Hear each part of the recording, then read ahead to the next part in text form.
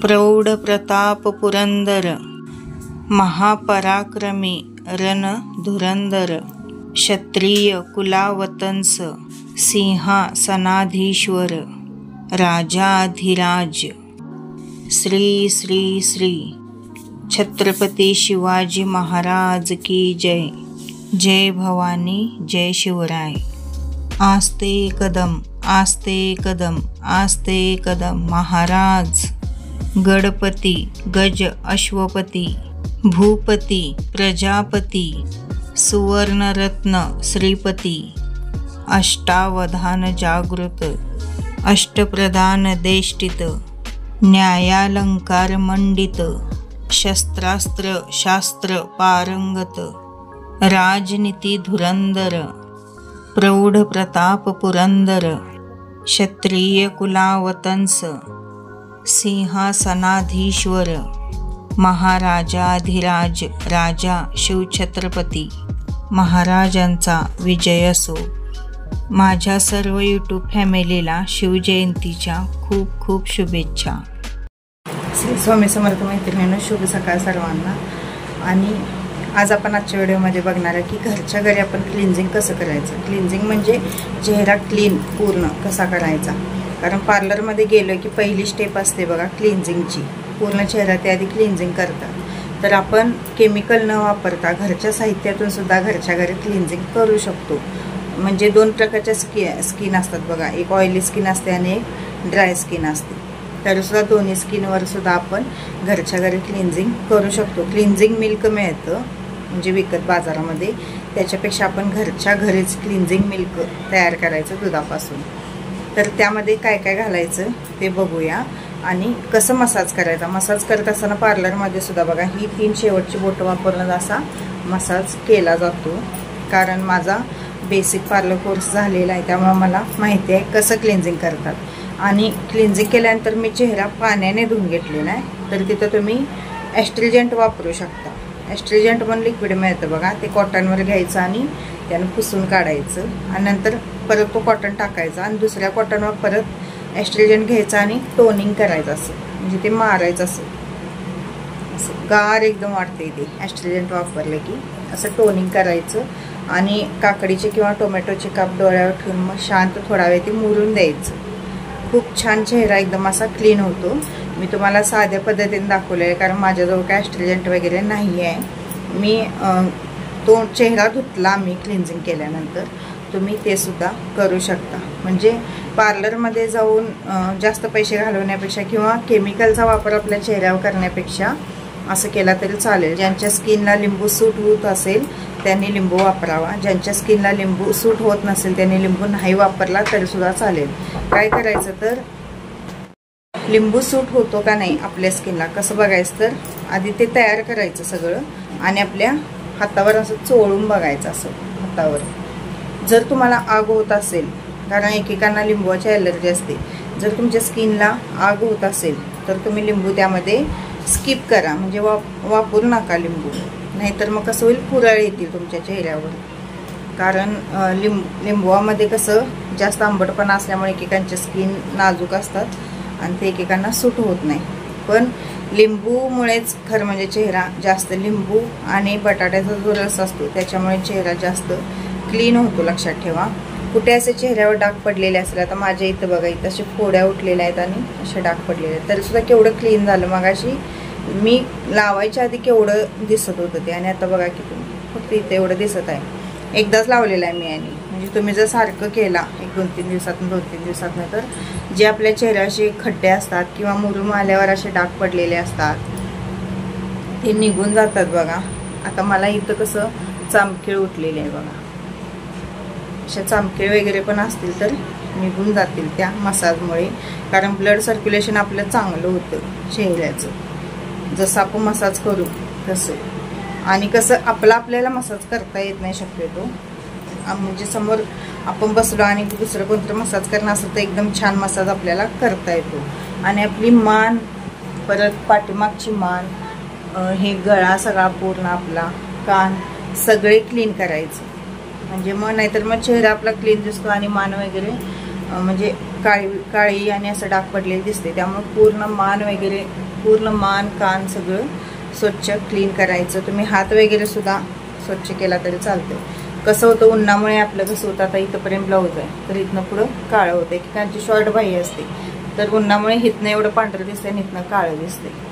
मग काय करायचं आपण पूर्ण हाताला सुद्धा असं तुम्ही मसाज करून ते क्लीन करू शकता. करून बघा आणि रिझल्ट मला नक्की सांगा कमेंटद्वारे. आणि हे जर तुम्ही आठवड्यातनं 1-2-3 वेळा केला तर खूप चेहरा असा तजेलदार आणि छान दिसतो. नक्की ट्राय करून बघा. व्हिडिओ आवडल्यास प्लीज चॅनलला सबस्क्राईब करा. व्हिडिओला लाईक शेअर आणि कमेंट करायला विसरू नका.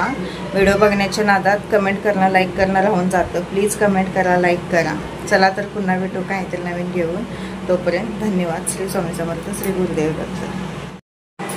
आणि मी रोज लाईव्ह पण घेत असते मैत्रिणींनो. लाईव्हला पण येत जावा कारण तुमच्या काही शंका असतील प्रश्न असतील तर तुम्हाला सुद्धा विचारायला बरं पडेल. आणि मला कोण कुठून बघते हे सुद्धा मला नक्कीच कळेल. त्यामुळे लाईव्हला नक्की येत जावा. घरचेच साहित्य सगळं घ्यायचं आहे बघा. इथे मी बटाटा खिसून घेत आहे. तुम्ही मिक्सरला जरी फोडी करून बारीक करून घेतला तरी चालेल पण खिसल्यावर लगेचच त्याचा रस निघतो. आणि बटाट्याचा रस तर स्किनचं जे क्लिन्झिंगचं काम असतं ते खूप चांगल्या पद्धतीने करतो. त्यामुळे बटाट्याचा रस आवर्जून वापरा. तो रस काढलेला आहे मी हाताने पिळून घेतलेला आहे आणि एका वाटीमध्ये काढून घेतलेला आहे.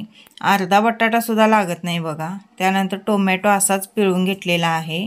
टोमॅटो तुम्ही सुद्धा खिसून सुद्धा घेऊ शकता किंवा मिक्सरला टोमॅटो बटाटा एकदम बारीक करून घेऊ शकता. थोडासा लिंबाचा रस पण घातलेला आहे. लिंबाचा रस तुमच्या स्किनला सूट होत असेल तर वापरा. आणि कच्चं दूध वापरायचं आहे. तापवलेलं दूध अजिबात इथं वापरायचं नाही आहे आपल्याला. आणि ते सगळं आता आपण एकत्र करून घेऊया.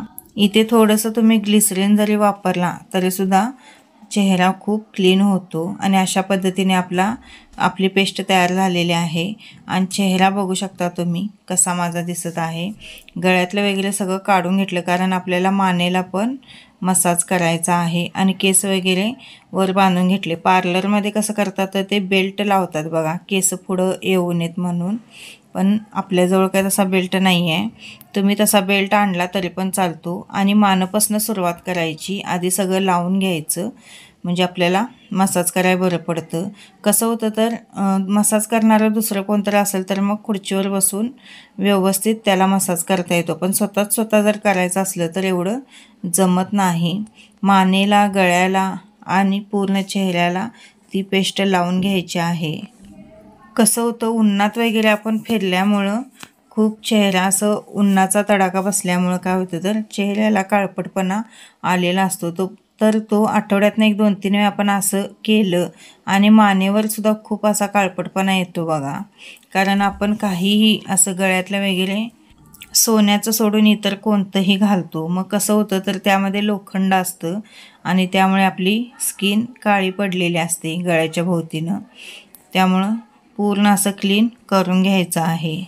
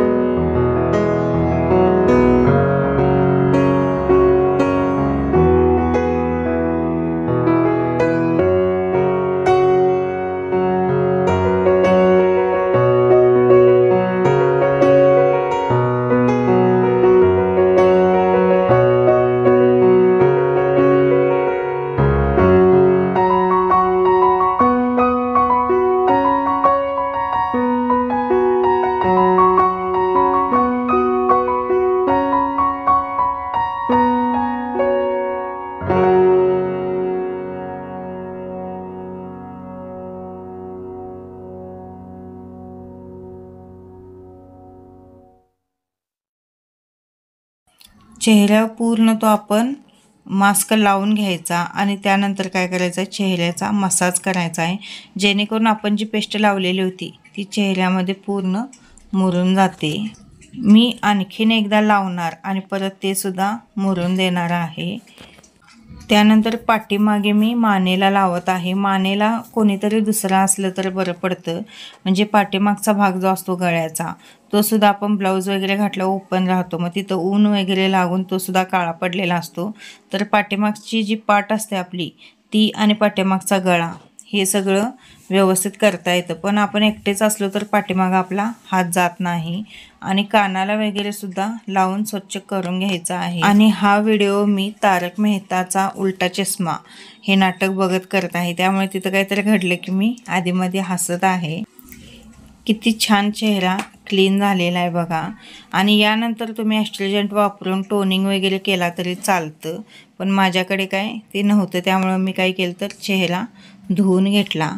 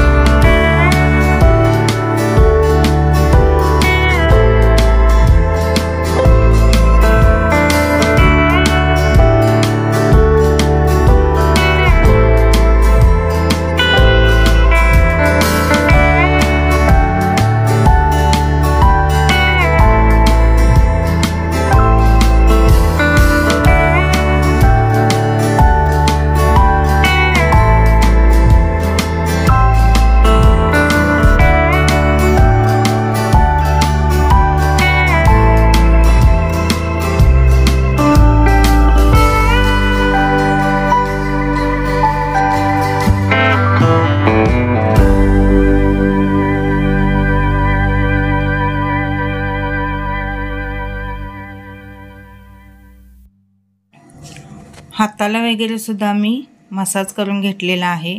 त्याच पद्धतीने तुम्ही पायाला वगैरे सुद्धा करून घेऊ शकता। आणि आपली मान चेहरा किती क्लीन झालेला आहे बघू शकता। व्हिडिओ कसा वाटला ते मला कमेंटद्वारे नक्की कळवा आणि व्हिडिओ आवडल्यास प्लीज चॅनलला सबस्क्राइब करा।